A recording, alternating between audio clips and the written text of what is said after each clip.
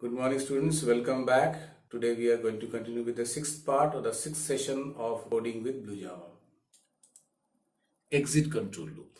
A looping construct in which condition is checked at the exit point or the end of the loop is called an exit control loop. The control will repeat for the next iteration or exit from the loop depending on the condition is true or false, respectively. The first one of this kind is do while loop. In this loop, the looping statement, the statement block is executed at least once if the condition is true. The control is allowed to enter into the loop for the next iteration if the condition is true. Otherwise, the entry will be denied. It is also known as an iterative loop, unknown iterative loop. Syntax: initialization control variable do, then statement block, then increment, decrement, step value, then the while is written after the block. So while test condition, then the semicolon. A equal to 1, do system.out.println, a equal to a plus 1, do while a less than equal to 10. So at least 1 will be displayed, then it checks here.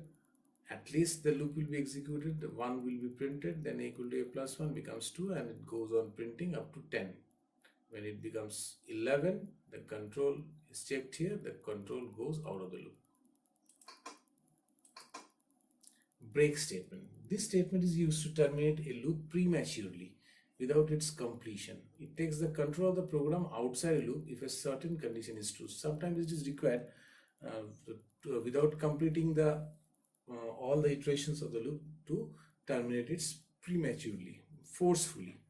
In that case, the break statement is used. So for I equal to 0, I less than equal to 10, I plus plus, if I equal to 5, break s equal to s plus plus. It will go on adding up to 4. Sum of the values of 0, 1, 2, 3, 4 up to 4. When I equal to 5, it will not execute to add the sum to the value of I. The control will take outside the loop. In this above code snippet, the loop will add the numbers from 1 to 4. When I equal to 5, the break statement is executed and the loop will stop. Next is continue. This statement is used to take the control of the program back to the check test condition. Continues with the next iteration, ignoring the rest of the statements of the loop. So here's an example. For I equal to 0, I less than equal to 10, I plus plus. If I equal to 5, continue. S equal to S plus I.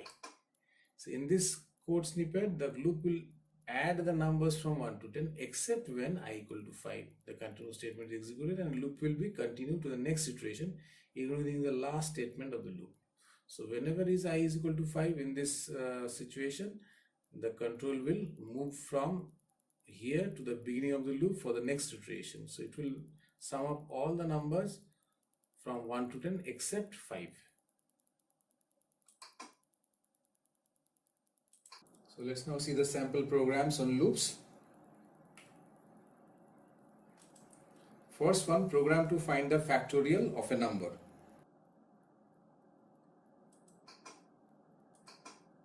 So here is a program to find the factorial of a number. Import java.util.start. Since you will be using the scanner class, so that's why you have to import this java.util package.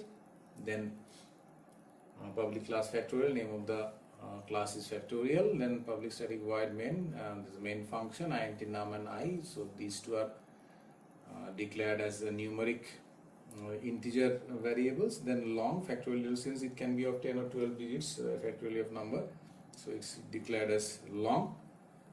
Long can store 64 bits of data.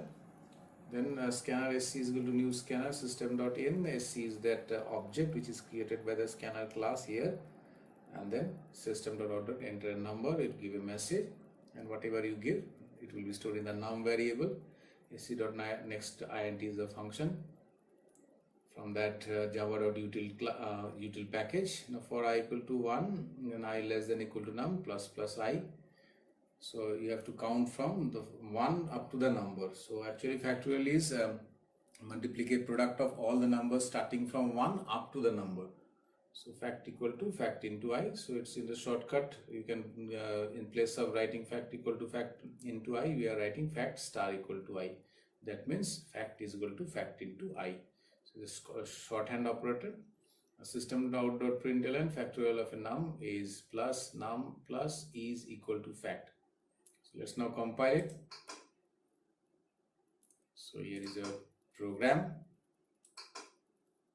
Right click, open void main function, then click OK, run it. So enter a number. To enter a number, say we are entering 5. It's giving the output 120. Okay. Next program, second one, program to display the Fibonacci series. So Fibonacci series is actually numbers. The series starts with 0, and first term is 0, and the second term is 1, and then all other terms are the sum of the previous two terms. So 0 plus 1 is 1, then 1 plus 1 2, then 2 plus 1 3, 3 plus 5 8, and 8 plus 5 13, so on and so forth. So let's see how we can do it.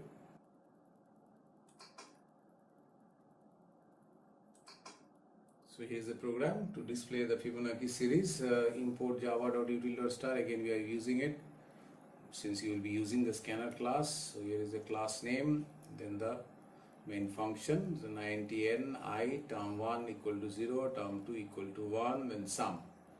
The scanner is equal to new scanner, so we are creating this SC object in the scanner class. Then enter the number of terms. You have to enter the number of terms you want the series. So how many terms? 1 term, 2 term, 5 term, 10 term. So then the number is stored in n, SC dot that term. Okay, then give a print statement. Fibonacci series of for n term is that. So whatever you store will stored in n, so that will be printed as a display.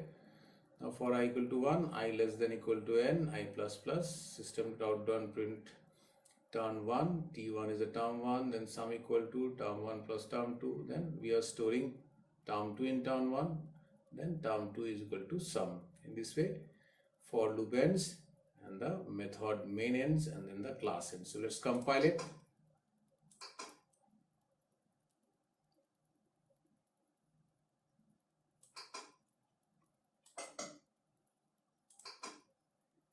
Okay, so enter the term.